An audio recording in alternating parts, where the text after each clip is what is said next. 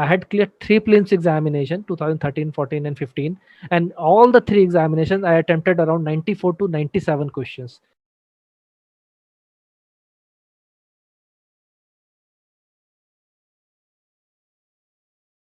Hello everyone. Hope you all are fine. Today we have a special guest in Guftagu series of Samarpan IS online classes. Today I am honored to welcome Sri Surbendu Thakur, who is an IRS officer and is presently working as Deputy Commissioner Income Tax in International Tax Division. Before talking to him, let me give you all a brief introduction of Sri Surbendu Thakur. He has done his graduation in nautical science in 2008, and then he had joined Merchant Navy and worked there for 5 years.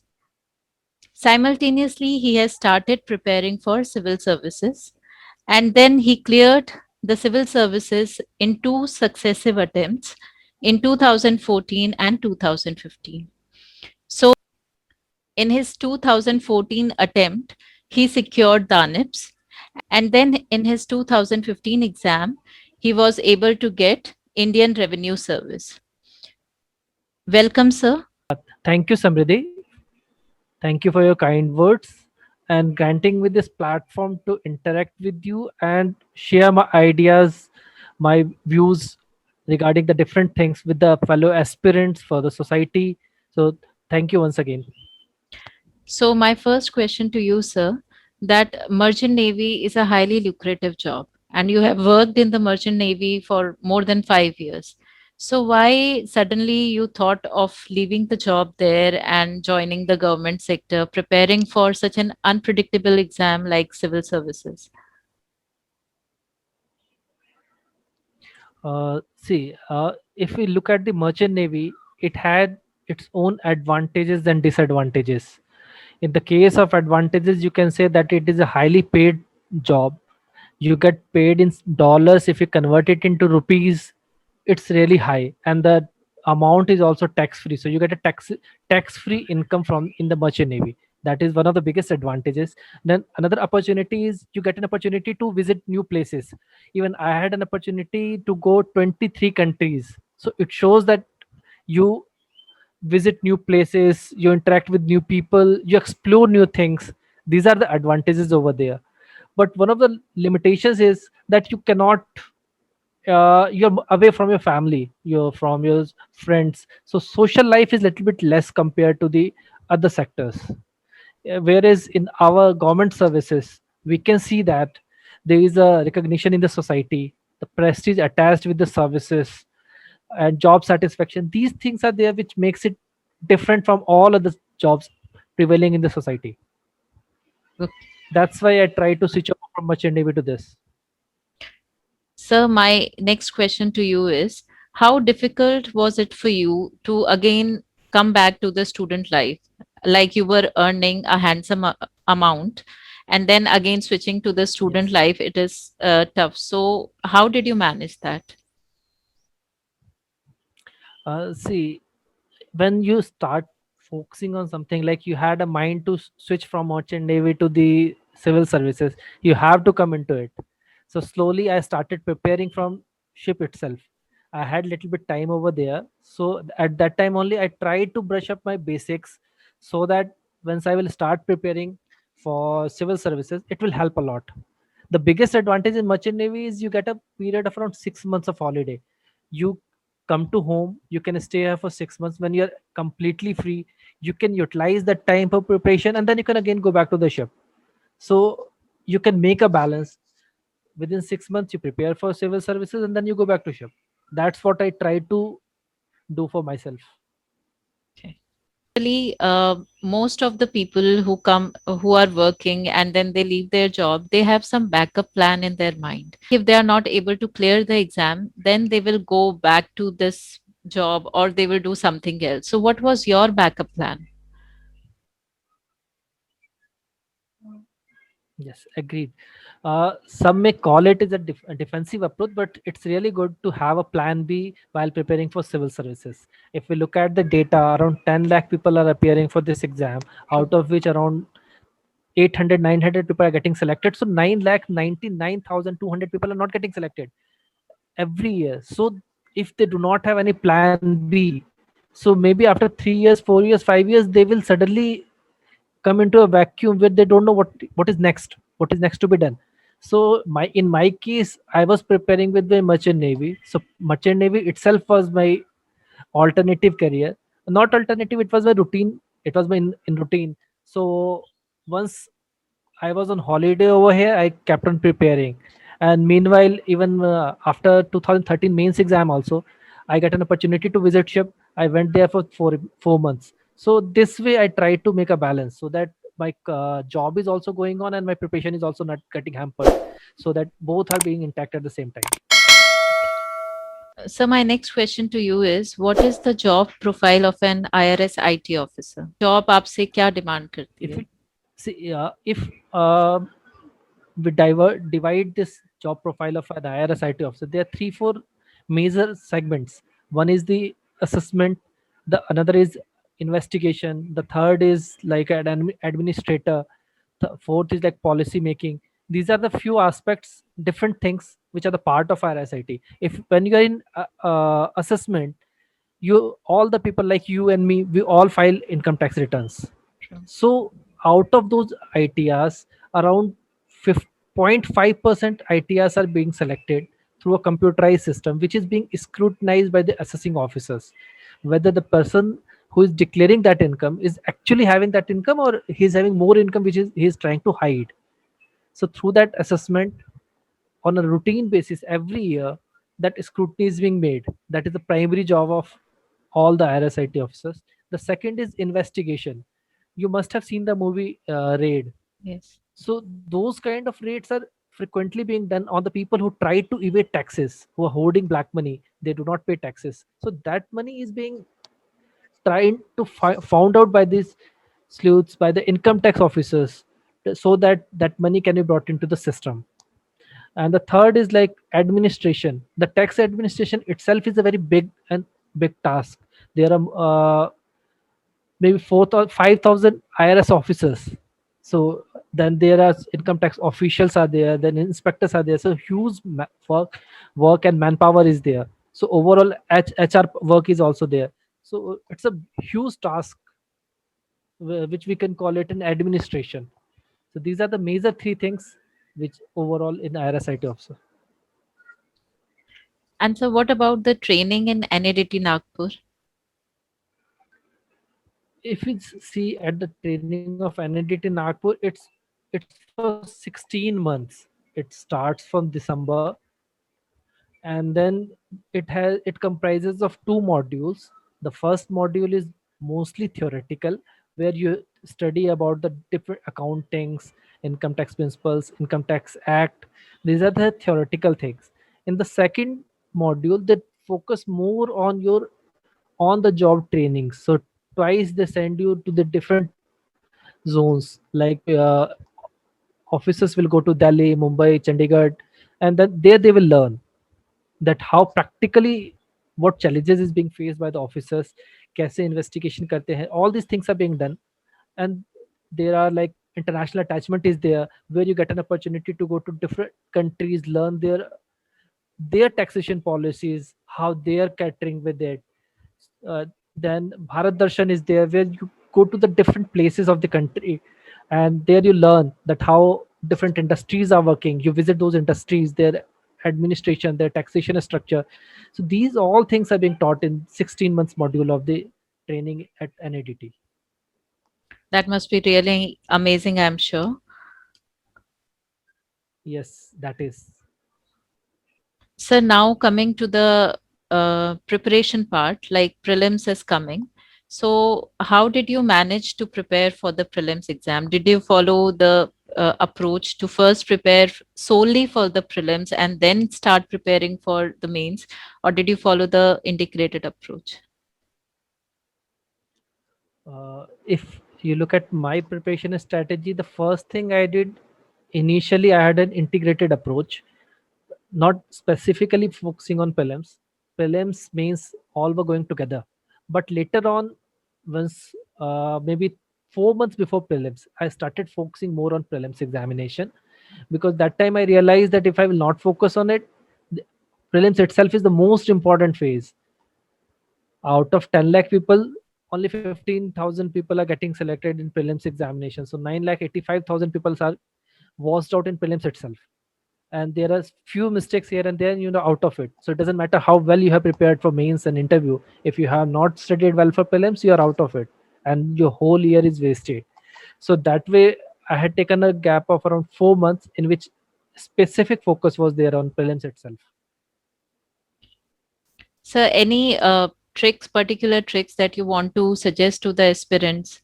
There are generally there are complaints of time constraints, and then some tricks that you can advise that they can apply in their prelims exam. Two, three things I can tell you about the prelims, which I had adopted for myself. The very first thing is the go for as much as test series as possible, because it creates an environment of examination, and in the we tend to commit mistakes in that atmosphere. So if we will appear more and more in test series, we will develop a habit of answering in case of pressure situations. The second thing I would say, that use elimination method.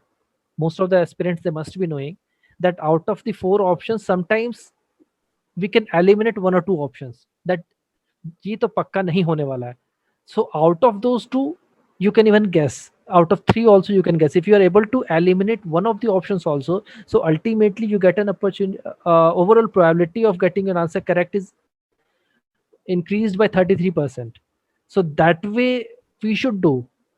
And apart from it, I would say third thing, that attempt as many as questions as possible. Why? Mathematically, if we see, there are hundred question, out of which, let us suppose you have made 40 guesses. In 40 guesses, if you have at least 10 correct, I know if you are smart and if you have studied hard, so at least 10 will be correct out of 40. That is for sure. At least 10, everybody can do it if they have studied well. And if you are increasing any one question more than 11, 12, that is positive, because 10 is a cutoff, and it will make you 0 out of 40. If there are 10 correct, 13 correct, your marks is 0. But if you're 11 correct, 12 correct, 13 correct, ultimately you're going into positive. And the difference of these 2 marks, 4 marks, 6 marks makes a huge difference. Because if you look at the cutoff of prelims examination, most of the people stagger around in the bracket of plus minus 5 of this cutoff. Most of the That's people are true. in this bracket itself. So this will I will always say that we should attempt as many as questions as possible. I had cleared three prelims examination, 2013, 14 and 15, and all the three examinations I attempted around 94 to 97 questions. I never leave questions, that if even if I don't know, I try to eliminate options, as many as options as possible, and then I go for the guesses.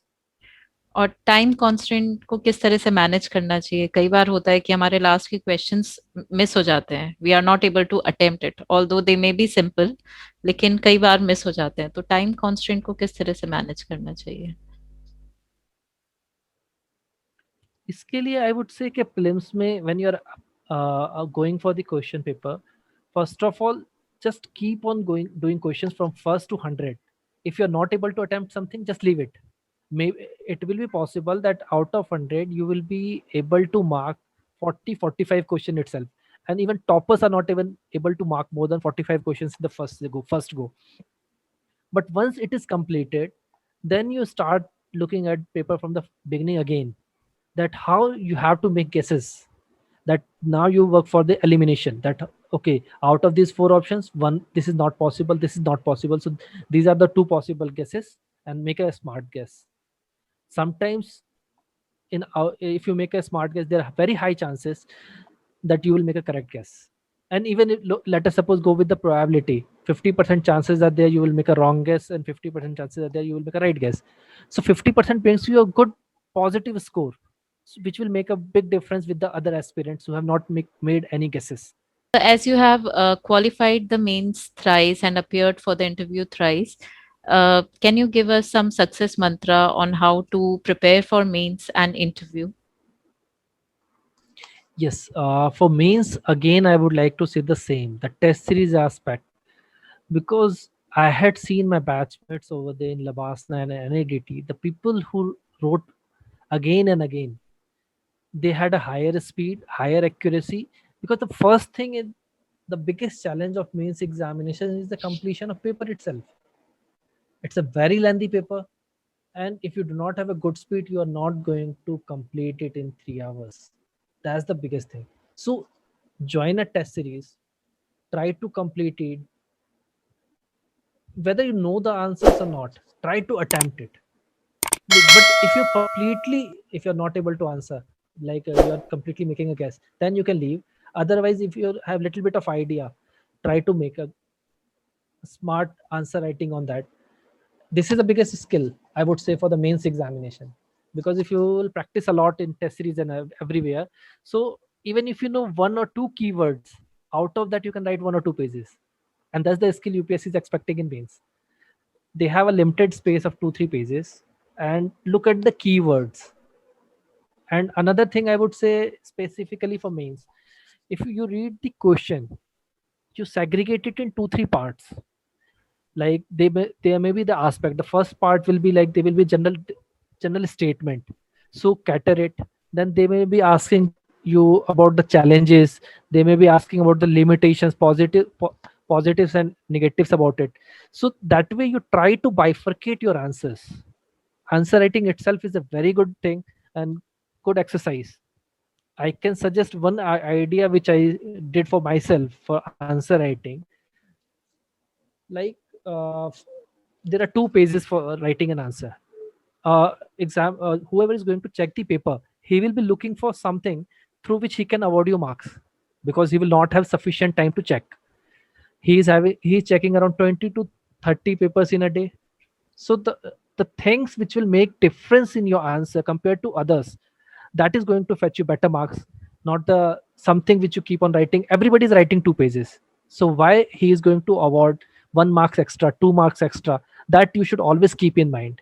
So if you are writing in a point wise format, you are segregating into different parts. You're writing marks fetching points are something like some data, diagrams, advantages, government schemes, some economic survey thing, something which attracts examiner, that you had written something which others have not mentioned, and on that basis he will always award you 1 or 2 marks extra, which will make a huge difference in the final results. That is for the mains examination. Yeah, if we look at the interview aspect, I would say that first thing, everyone should divide it to 3 parts. Interview preparation strategy. The first is DAF, detailed admission form, which a person aspirant fills before going for the interview. In that he mentions everything like his hobbies, his educational background, name, place of birth, date of birth, job experience. All these things are mentioned over there. If you write a lot of things in your DAF, it's a good idea, so that he will have something to ask you, and on that basis you can prepare it as well in advance. Otherwise, if you don't write anything in your DAF, he may ask you anything out of the blue, which you may not be prepared enough. But if you have written something in DAF, there are very high chances that he will ask you things from there, and it will make his life easy and your life easy also, because you have prepared for it. So both way it's going to be helpful. The second thing is current affairs. UPSC interviewers, they are the very educated, they are very experienced people. So they expect you to know the things which are going around you. You're going to be an administrator, so first thing you should know that how society is running, what are the challenges going into it, what are the current topics which are into news. So I would suggest that make a list of around 300 400 questions from the DAF, current topics which are going on at that particular moment. For example, like farmers movements is going on presently, so if there are interviews at this particular moment, there are very high chances that questions will be there on farmer movement. and you should develop a view on these topics, topics of larger society interest. And I would never suggest someone to have a very hardline kind of view. A balanced approach with a good idea will be helpful in the interview. And apart from it, they can also prepare for graduation subjects because it is being mentioned in DAF. So there are very good chances that the person interviewer, if he's also having a similar kind of interest, then the whole interview may go into the graduation subject itself. So these are the three things aspirant should prepare before going for the interview. जैसे कि आपने interview में बताया, तो कितना हमें prepare होना पड़ता है अपने होम स्टेट के बारे में? होम स्टेट से क्वेश्चन यस इंटरव्यू में बिल्कुल पूछे जा सकते हैं, और ऐसा कोई लिमिट तो नहीं है कि कहाँ से पूछा जा सकता है. You can prepare standard questions like 20-30 questions which you can think of कि what are the industries which can be possible, how it can be improved, what is the population census. All these things can be prepared over the home state. If something unique is there, why it is popular, these things can be prepared about the home state. So even if you Google the questions which may be asked in UPSC interview examination regarding the home state, you can have a 25-30 questions. Prepare it so that a well prepared answer is always better in compared to the random answer which you think of at that particular moment, because you're not prepared enough. So you may be blabbing something in front of the interview panel and they understand that you're not prepared enough. So that way, 25-30 questions, if you are prepared for homestead, that will be good enough. Sir, as your optional subject was law, so what do you suggest? How to prepare for one's optional subject, and what are the chances of getting good marks if one chooses law as an optional subject? I would say law as an optional is a very good subject, especially like person like me who was not having any background of law, but I opted for it, and I got a very good guidance as well in this. Because of that, I was able to crack this examination. And in law, if you see, UPSC is more into the subjective part. They're not going something for case laws that you keep on studying case law like a lawyers who study for LLB, LLM.